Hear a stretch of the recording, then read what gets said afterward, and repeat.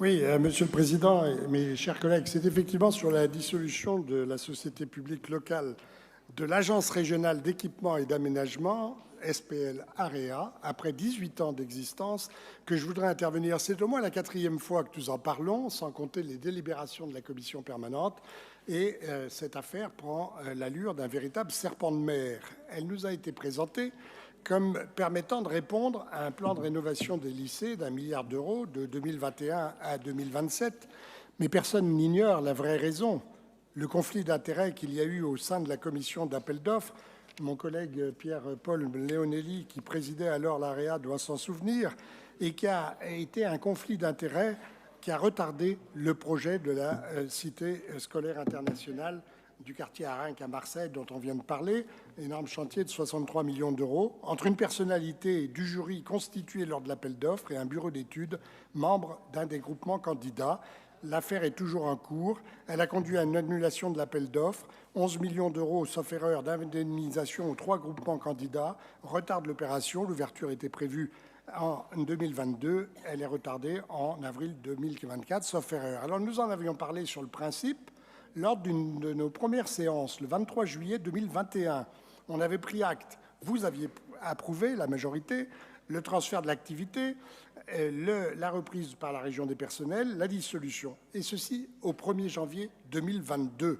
Et déjà autorisé les représentants de la région au sein du conseil d'administration de la SPL à décider la convocation d'une assemblée générale extraordinaire pour statuer sur le transfert des activités et sa dissolution. Puis le 17 décembre 2021, pour garantir une internalisation réussie et rapide, vous aviez voté un plan d'action et un calendrier précis de mise en œuvre avec des dates, 1er janvier 2022, 1er avril 2022, 1er avril 2022, 31 juillet 2023.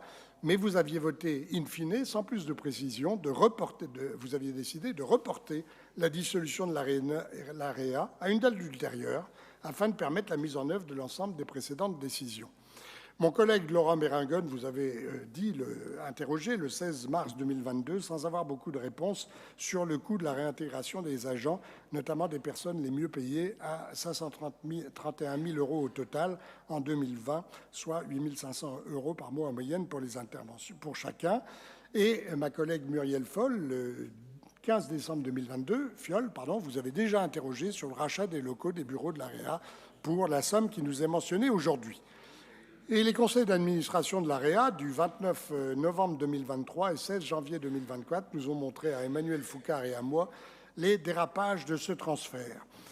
Qu'il s'agisse du problème d'opérations complexes à Miramas ou la cité que j'ai citée, ou bien la rupture conventionnelle du contrat du travail de directeur général, on n'a pas trouvé de travail équivalent. Il faut lui verser, outre une indemnité supplémentaire, excusez-moi du peu, de 60 000 euros net. Et dernier problème, le transfert du personnel. Il y avait 2 salariés protégés, puisque représentants du personnel qu'il fallait transférer, et ils avaient respectivement 22 ans et 13 ans d'ancienneté. On s'est adressé à tort à l'inspection du travail parce que nous n'étions pas encore juridiquement employeurs de ces personnes. Rejet de la demande d'autorisation, réintégration de ces salariés. Comme leur activité avait été transférée, eh bien, on n'avait pas de tâche à leur confier. Le statut de salarié protégé ne permettait pas de modifier leurs conditions de travail. Ils ont été rémunérés par la région du 1er juillet au 1er novembre 2023, à raison de 15 000 euros mensuels, salaire plus charges sociales, sans avoir d'activité. Nous avons eu donc 2 salariés rémunérés sans obligation de présence au travail. L'une est salariée protégée jusqu'en février 2024, l'autre jusqu'en août 2024. Et donc, il a été engagé une procédure de licenciement pour motif économique, 4 mois de salaire à payer après le 1er novembre 2023, une indemnité de licenciement respective 52 000 euros, 22 000 euros, une indemnité transactionnelle respectivement 68 000 euros et 30 000 euros, un coût total qui, sauf erreur, atteint 330 000 euros. Alors, mes chers collègues, un seul constat, celui de l'amateurisme dans le traitement de cette affaire, et une question à laquelle nous souhaitons une réponse précise. Combien va tout coûter au total cette opération de dissolution et de transfert d'activité? Quel aura été l'intérêt véritable des contribuables de notre région?